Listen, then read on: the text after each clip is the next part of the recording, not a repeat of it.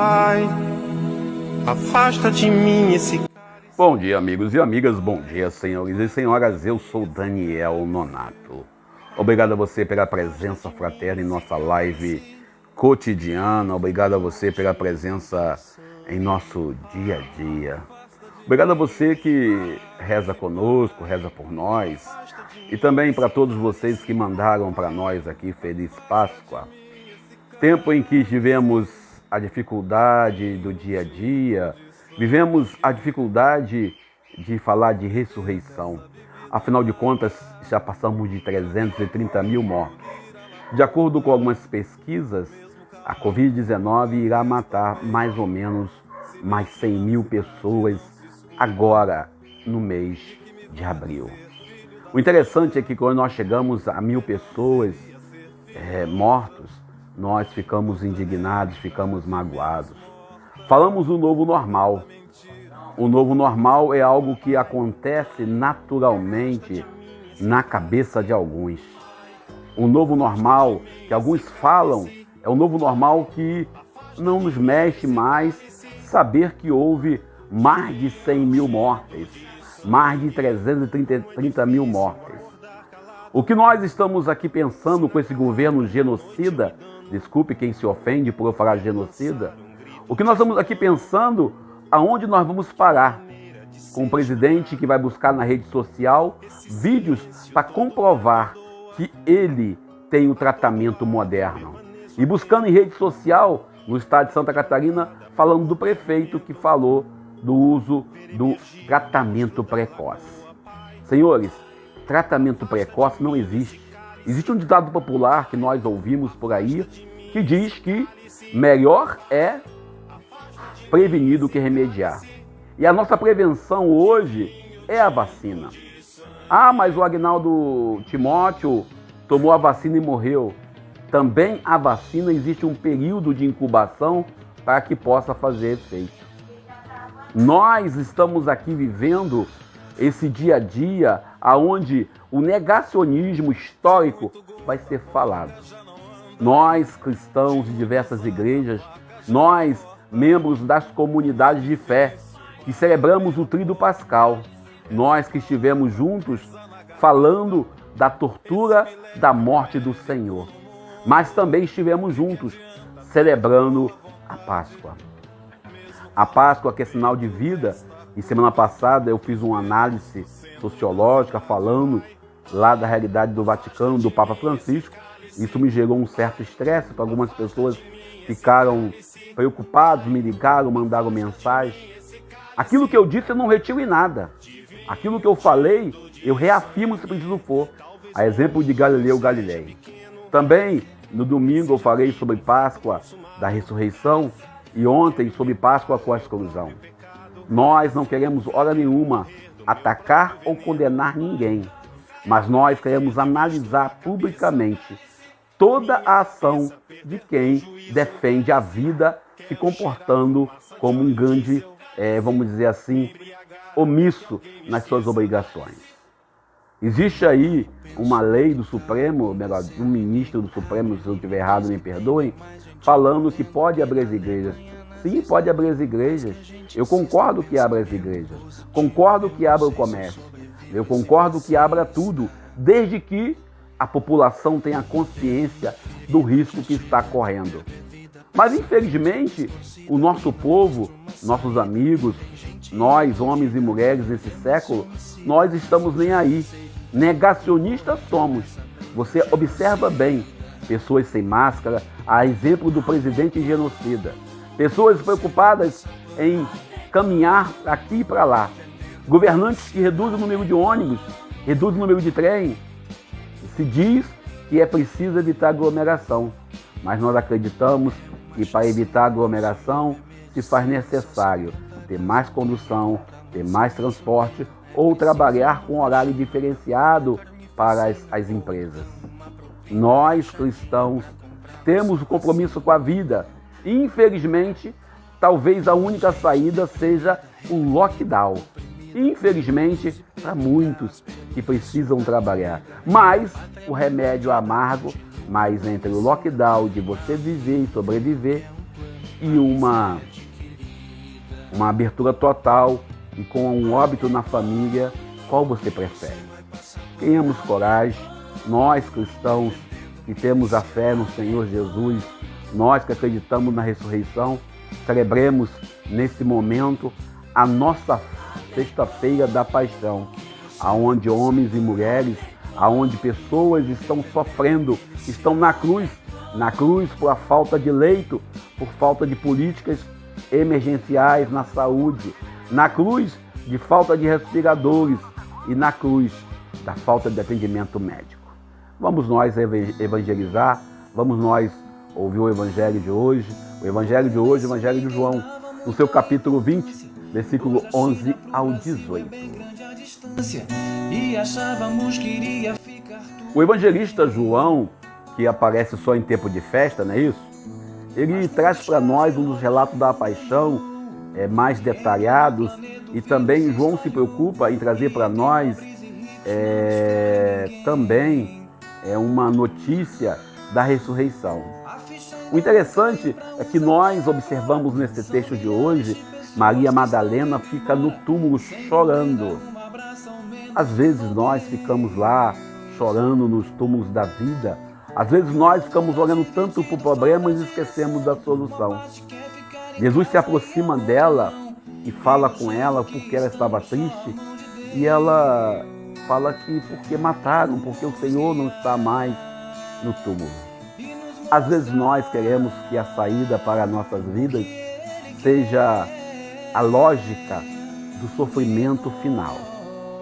A gente observa bem que às vezes estamos tão mergulhados na dor que não conseguimos enxergar a solução.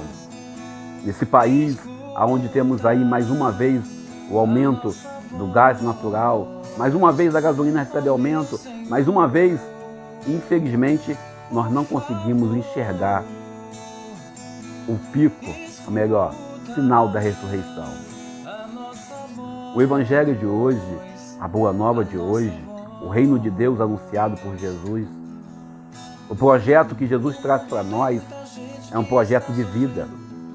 Mas às vezes nós ficamos mintando, ficamos observando, ficamos olhando para o túmulo vazio, ficamos lamentando não ter o sinal final de tudo. Nós temos que observar bem que o nosso povo, nossa gente, está sofrendo. A pandemia que vivemos hoje, não sabemos quem é o culpado, porque tentam encontrar um culpado, como se isso fosse amenizar a dor. Só chegou ao quadro que chegou por causa da negação de um presidente que não sabe governar. Nós, homens e mulheres, que vivemos a cruz de ter que perder nossos empregos. Eu sou mais um dos 14 milhões de desempregados do Brasil. Mas não podemos nunca olhar para a sepultura, pois a ressurreição ela acontece no cotidiano. Outro dia eu falava com o padre Matheus Vivalda, direto da Itália, falava que, a exemplo da conversão, a nossa ressurreição ela tem que acontecer gradualmente, diariamente, de forma ampla e decidida. O Evangelho de hoje, a Boa Nova de hoje, o Reino de Deus que nós queremos anunciar, passa pela lógica de uma vida plena e digna. O Reino de Deus que Maria Madalena estava lá a chorar com a morte do Senhor, também diz que é preciso olhar e ver que o Senhor está de pé e ressuscitado. Maria Madalena, quando chama Jesus de Rabi, ou Raboni, como alguns falam, ela reconhece o Mestre que é o Senhor. O Evangelho de hoje, a Boa Nova de hoje, o Reino de Deus que nós anunciamos é um reino pleno, é um reino que envolve uma vida digna. Não tem como nós cristãos ficarmos no meio termo, na análise social, na teologia fundamental, no contexto apenas poético e romântico. Não dá para cristãos celebrarem a Páscoa, dizerem Feliz Páscoa diante de tantos mortos em nosso país.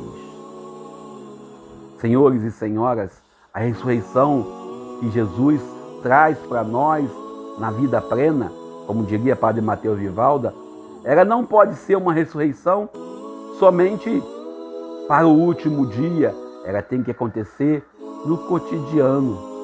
Nós que estamos na fila do desemprego, aqueles que estão na fila dos hospitais, aqueles que estão à espera de um leito nessa pandemia, aqueles que estão passando pela cruz da família em crise.